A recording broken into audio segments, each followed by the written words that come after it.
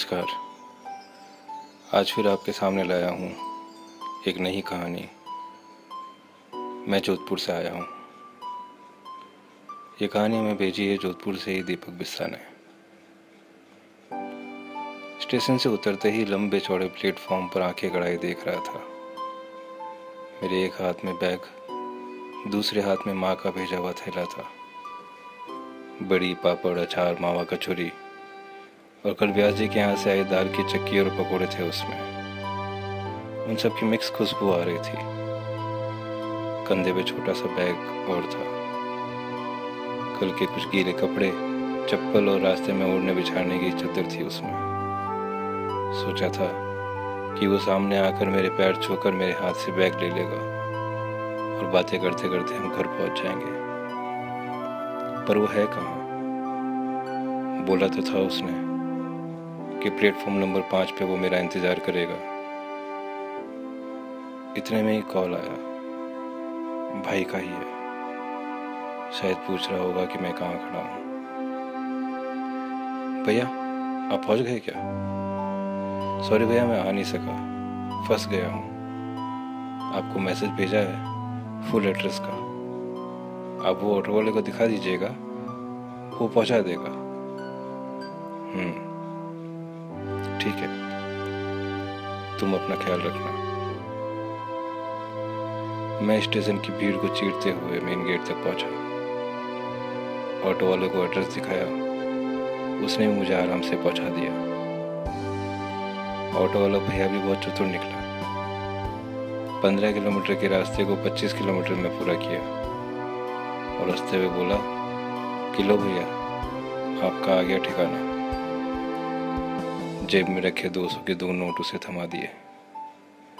उसने भी बड़ी ईमानदारी से मुझे 20 रुपये लौटा दिए। फ्लैट में पहुंचा।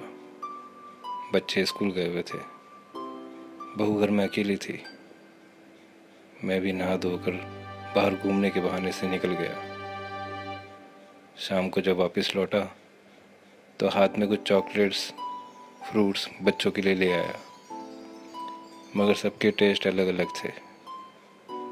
2 दिन मेरे ही काम आए। भाई को शाम को आते आते लेट हो गया था। परेशान सा था, थका हुआ सा था। हाल चाल पूछा, कुछ इधर उधर की बातें की, खाना खाया और सो गया। सुबह जल्दी उसे टूर पर जाना था। मुझे याद आया कि जब वो जोधपुर आते थे तो हमारे लिए त्योहार से कम नहीं होते थे वो दिन। हर दिन की अलग अलग प्लानिंग। उनके आने की खबर से लेकर उनके अपने घर पहुंचने तक की सारी जिम्मेदारी हम ले लेते थे। घर तो क्या, उनके आने की खबर सारे रिश्तेदार, मोहल्ले और हमारे पूरे ऑफिस को होती थी। वो गलियों में देर रात तक बैठे हुए लोग, वो मोहल्ले में बुजुर्गों को हमारे पूरे खानदान का पता बताना, वो आसपास की किचन से आती हुई शानदार खुशबू। यहाँ सब नदारत था। कोई शिकायत तो नहीं, शायद अपनी अपनी रवायत होगी। नीचे कम्युनिटी एरिया में टहलते हुए देख रहा था। हर कोई अपने में व्यस्त। कोई हवा से बातें कर रहा था तो कोई दौड़ लगा रहा था। लड़ते हुए 2 बच्चों की माओं को भी लड़ते देखा। हर तरफ रूखा रूखा सा खामोश सा कोलाहल। कुछ बुजुर्ग लोगों के हंसने की आवाज़ से थोड़ा सा मन हल्का हुआ। देखा तो पता चला कि वो भी बिना किसी बात की थी, सिर्फ ठहाके, खोखले ठहाके। सुबह न तो मंदिरों की घंटियां थी, न जय सांभली की आवाज़। फिर भाग दौड़ जद्दोजहद, इधर उधर दौड़ती भागती हुई लोगों की दुनिया। मैं फिर अकेला कमरे में टीवी के चैनल्स बदलता रहा, मोबाइल के चुटकुलों पर बेवजह हंसता रहा। माँ को फ़ोन करके बता दिया कि कितना पसंद किया है सबने उसके भेजे हुए पापड़ अचार को। बच्चों के मन में भी तिलस्म बनाए रखा उनके चाचा के शहर का। बहू, मैं थोड़ा घूम कर आता हूँ, शाम तक लौटूंगा। कहाँ जाऊंगा ये पता नहीं, पर निकल पड़ा सैर करने। बस गाड़ियाँ ही गाड़ियाँ, इधर उधर गाड़ियाँ ही गाड़ियाँ। एक ऑटो वालों को समंदर की ओर चलने को कह दिया। लौटने तक फिर वहीं रहा। कुछ फ़ोटो लिए, भेज दिए घर। वो भी तो जाने कि मैंने आकर कुछ तो किया है यहाँ पर। शाम को भाई लौटा, बोला भैया सॉरी, मैं बिल्कुल टाइम नहीं दे पा रहा हूँ आपको, लेकिन क्या करूँ, काम ही ऐसा है। कल संडे है भैया, हम कहीं बाहर चलेंगे। कैसा रहा आपका आज का टूर? ठीक रहा। दूसरे दिन संडे को सब लेट ही उठते हैं, पूरे वीक की नींद आज ही पूरी करते हैं। चाय बनाकर मैं बालकनी पे था। ज़्यादा तो नहीं, मगर संडे का थोड़ा सन्नाटा तो ज़रूर था। वो सब नहा धोकर साथ बैठे तब तक आधा दिन निकल चुका था।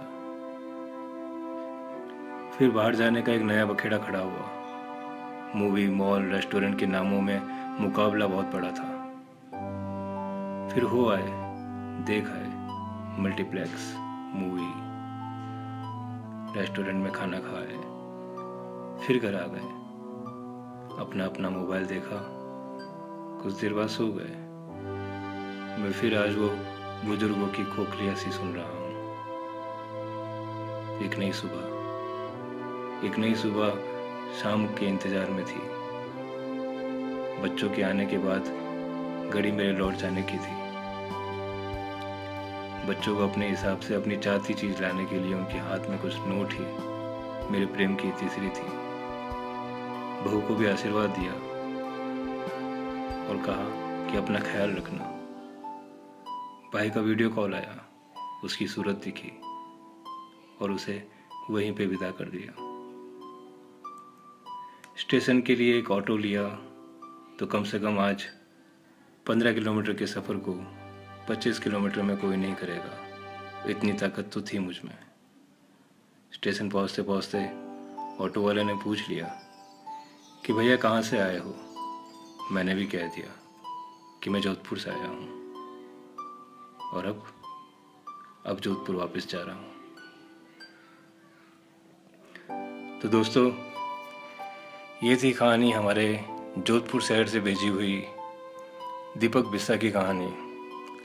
मैं उम्मीद करता हूँ कि आपको भी अपना गांव, अपना शहर इसी तरह याद आता होगा। आप अपने और अपने परिवार का ख्याल रखिए, अपने रिश्तों का ख्याल रखिए।